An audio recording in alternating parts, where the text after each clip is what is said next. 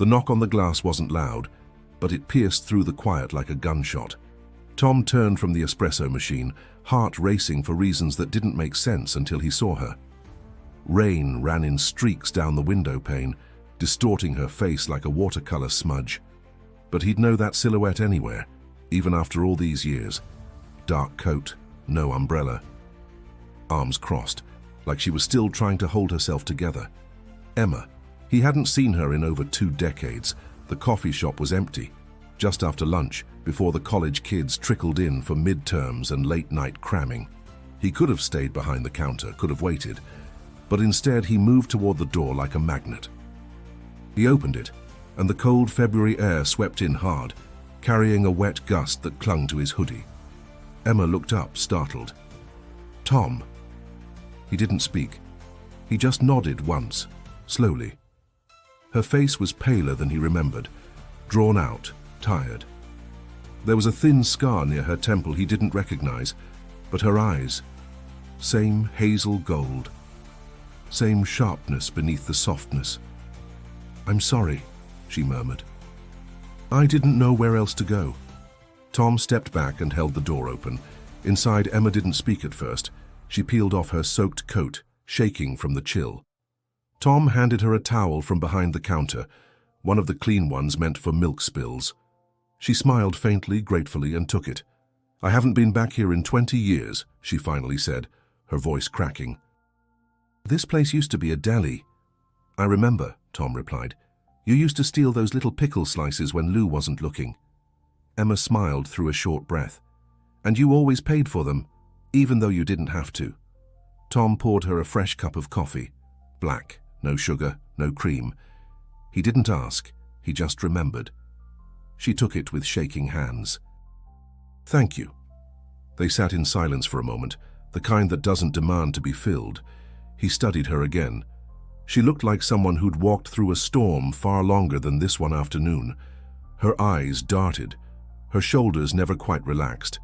Something was wrong. "You okay?" he asked finally, gently.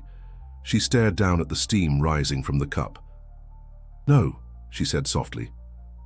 I just left someone who wasn't who I thought he was, and I didn't know where to go." Tom leaned back, nodding once. He didn't press. He didn't need to. Emma had always been like this, holding everything inside until it tore her apart. "I walked around for hours," she continued, "and somehow my feet just brought me here." "You always knew where to find me," he said. "You did back then too." Emma looked up at him and something cracked.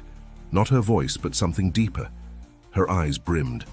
She pressed her lips together and inhaled sharply. "I thought I lost you," she whispered. Tom exhaled, slow and deep. "I thought I lost you too." Outside, the rain began to slow, turning to a soft mist that blanketed the windows. Time didn't roll back. The years weren't erased, but in that moment they weren't just 2 old friends catching up. They were 2 pieces of a puzzle that had somehow found their way back. "Hey," Tom said, his voice warm. "You can stay as long as you need. I mean it." Emma smiled. Small, fragile, but real. And if you've ever had someone walk back into your life at the exact moment you needed them most, you'll understand why Tom's next step could change everything.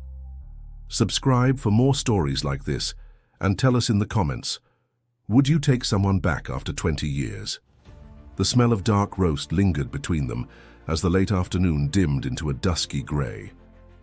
Emma's hands had finally stopped trembling, but her fingers still gripped the mug like a lifeline. Tom wiped the counter for the 3rd time, not because it needed cleaning, it didn't, but because the silence between them was beginning to feel like too much space. He wasn't sure how to ask her the question sitting heavy in his chest. "Are you working here full-time?" she asked, finally breaking the quiet. "Yeah," Tom said. "After the divorce, I left the East Coast. Just needed something slower. Bought into this place last year." Emma nodded slowly, eyes scanning the little cafe, the plants on the window ledge, the framed photos of regulars, the old Bruins cap hung behind the register. "It feels like you," she said. Tom almost smiled. "What about you? Where have you been?" Emma looked down at the mug again. Chicago, then Seattle, a little time in Phoenix, mostly moving. He waited, sensing more. I got married, she added quietly. Then unmarried. He wasn't who I thought he was. Controlling. Clever about it. Took me a long time to even admit it. Tom leaned against the counter, arms folded, not pushing, just listening. When I left him last week, she said, I had no job, no home, just a backpack and a train ticket. You came all this way alone? Emma looked at him and nodded. I wasn't supposed to come back, Tom, ever. But I didn't know where else to feel safe. That word hit him hard. Safe. As if her showing up here wasn't just a coincidence. It was a return to something truer, something that still had roots under all those years. You were always strong, he said, even when you didn't think you were. Emma scoffed lightly. You always said that. Because it was true. She looked toward the window, the last strands of light fading outside. I don't want to be a burden. You're not. I mean it, she said. I can find a motel or... No. The firmness in his voice surprised even him. You're not going to a motel. I've got space above the shop. Used to be storage, but I turned it into a little apartment. You can take the bed, I'll sleep on the pull-out down here. Emma blinked. Tom, I want to help, he said, softer now. Let me. Her eyes searched his face as if trying to figure out if she could trust this version of him. Older, quieter, with a little grey at the temples and hands that moved slower now, but still familiar, still solid. She nodded slowly. I don't even know who I am anymore, she said, almost to herself. You don't have to figure it out all at once, Tom said. You just have to let someone walk with you through it. For the first time since she arrived, Emma looked like she might actually believe him. He handed her a set of keys from under the counter, the small silver ones with a green tag he'd scribbled upstairs on months ago. I'll bring up some food later, he said. Showers in the back corner. Towels in the top drawer. Emma took the keys and held them like they weighed more than metal. Thank you. Tom gave a small nod, then watched her climb the stairs, each step a little steadier than the last. Outside, the sky turned black and quiet. Inside, something that had long been broken started to hum again, not fixed, not yet, but hopeful. Emma stood at the window upstairs, looking out over the quiet New England street she thought she'd left behind forever. Snow had started to fall in slow, lazy flakes. Not a storm, not yet. Just enough to blur the edges of the sidewalks and soften the sounds of the world below. She remembered the snow here, how it stuck to your lashes and turned your breath to clouds. How Tom used to write her name in it on the hood of his dad's truck when they were teenagers. She turned away before the memories got too loud. The apartment above the cafe was small, but warm. Wood floors, a little kitchenette, a twin bed pushed into the corner beneath a slanted ceiling. Everything smelled faintly like cinnamon and roasted coffee beans. It felt like a place someone had made, not just rented. She sat on the bed and finally let herself breathe. Downstairs, Tom moved around in the kitchen. She could hear the soft clatter of pans, the hum of music playing low from his old speaker. That same old soul playlist he used to burn onto CDs. A few minutes later, he knocked softly on the door. I brought food, he said. It's not gourmet, but it's hot. Emma opened the door and let him in. He carried 2 bowls of chili and a plate of cornbread, set them carefully on the little table near the window. They sat across from each other, eating in quiet. Not awkward, just familiar. You still put cinnamon in your chili, she said with a faint smile. Tom shrugged. Some things don't change. They ate, and the silence between them settled into something warmer.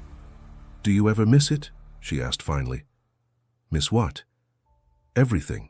The big games, the stadiums, the noise. Tom looked at her, then down at his bowl. Sometimes, but mostly I miss the parts people never saw. The early mornings, the quiet focus before the world came rushing in. I liked being a small part of something bigger, but I like this too. Serving coffee, listening to people, no cameras. Emma nodded. You seem grounded. He chuckled. That took time. She looked at him a long moment. "You were always the steady one." "I wasn't," he said, "but I wanted to be. For you." Emma's eyes dropped, and she reached for the cornbread. "We were just kids." "Yeah," Tom said. But it felt real. She didn't answer right away. The snow outside thickened, piling gently on the windowsills. "I used to picture this town every night before I fell asleep," she said quietly. "Even when things got really bad. I'd imagine walking past the river, stopping at the bakery, seeing you at the field." Tom didn't move, didn't interrupt. "I think I stayed away because I knew if I came back and it had changed too much, or if you weren't here, I couldn't handle it." He leaned forward. "And now that you're back..." She hesitated. "It scares me how much I remember, and how little I've moved on." Tom reached across the table and gently touched her hand, not as a question, not as a demand, just to say, "I'm here." Emma looked down at their hands, then up at him. Her voice was smaller than he remembered, but steadier now. "I don't know what I want, Tom, but I think I need to figure that out here." "You will," he said, "one day at a time." Outside, the snow kept falling, soft, persistent, unbothered by the past. The next morning, the snow was thick enough to silence the town. No cars on the road, no kids at the bus stop, just the faint crunch of boots when Tom walked to unlock the cafe's front door and brush snow off the steps.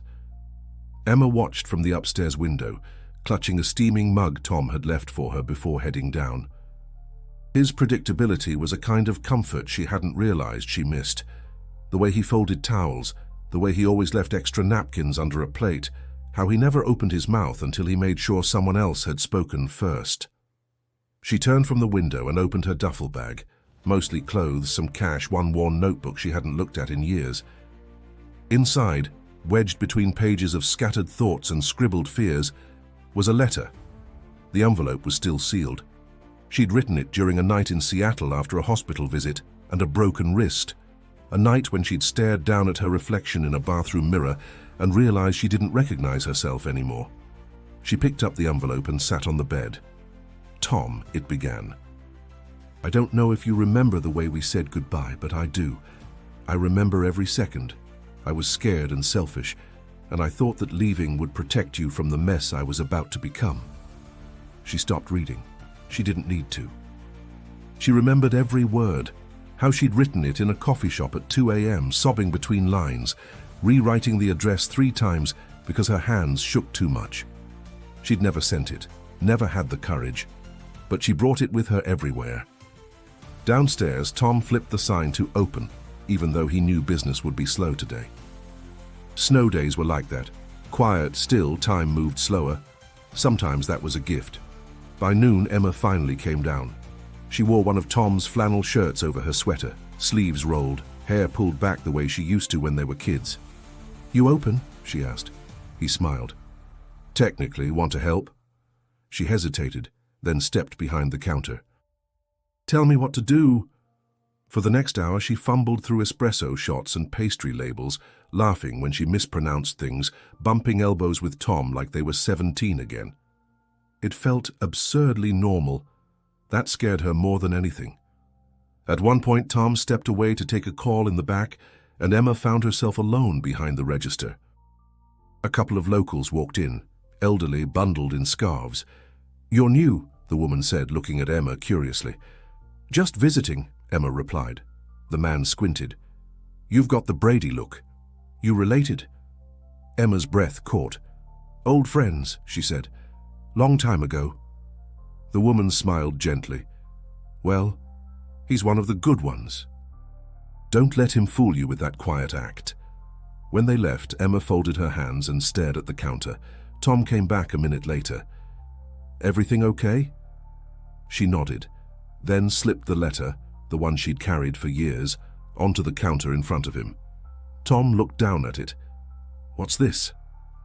"A letter I wrote you," she said. "Never sent it. Figured maybe it's time." He picked it up gently. "You want me to read it now?" Emma shook her head. "Not yet. Just keep it." He slid it into his coat pocket without a word. And just like that, something shifted. Not a big change, but the kind that matters. The kind that means maybe healing doesn't come all at once, but moment by moment. Tom sat on the back steps of the cafe that night, coat zipped, letter in hand. Snow crunched softly under his boots as he read it again, slower this time, letting every word settle. The pain in her writing was raw, not performative, not crafted. Just truth. He could hear her voice in every line, scared, apologetic, honest. Emma had never been good at asking for help. But this letter, it was a plea wrapped in confession. When he finally folded it and tucked it back in his coat, he looked up and found Emma standing in the doorway behind him, arms crossed against the chill. "I couldn't sleep," she said. "Neither could I." She stepped down beside him, sitting just far enough that their shoulders didn't touch. Her breath curled in the cold air. "I didn't know if you'd be angry," she said. "About the letter, about back then." "I was," Tom admitted. "Back then, I was hurt. I waited for you to call. I kept thinking maybe I'd done something wrong." Emma looked down at her boots. "But I get it now," he continued. "You weren't running from me. You were running from something inside yourself." She turned to face him. "I didn't deserve your kindness." Tom met her eyes. "That's not how it works, Emma." They sat in silence again. This time it didn't feel heavy. It felt like a bridge being built slowly, one truth at a time. "Remember that trail by the river?" she asked. "The one behind the high school?" "Yeah. I went there yesterday, just walked it. It looked smaller than I remembered." Quieter. Tom smiled faintly. "That's how memories are. We stretch the size of them." "I think I want to stay," she said suddenly. He looked at her. "Not just for a week. I mean, longer. I don't know what that looks like yet. But something about this place, this cafe, it feels like it's still part of who I am." Tom nodded, slow. "You don't have to decide everything now." "I know," she said. "But if you'll let me help around the cafe, maybe earn my way." "You don't need to earn your way, Emma, but I'd be glad to have you here." She smiled at that. A real smile this time, the kind that reached her eyes. As they sat there, a car drove slowly down the street, tires muffled by snow. The glow from the cafe windows spilled onto the sidewalk, casting a golden light in the quiet dark. "I used to think love was some big dramatic thing," Emma said. "Fireworks, grand gestures, but now I think it's this." "What?" Tom asked. "Two people showing up, choosing to stay, even when it's hard." He looked at her, and something in his chest settled.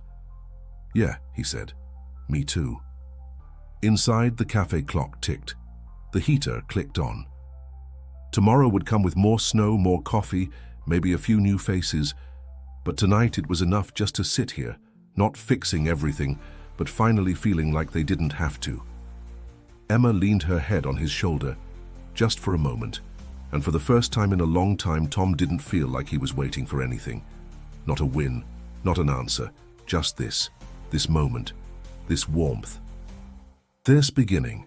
If this story moved you, don't forget to subscribe and click the next video on screen. It was picked just for you and you're going to love it.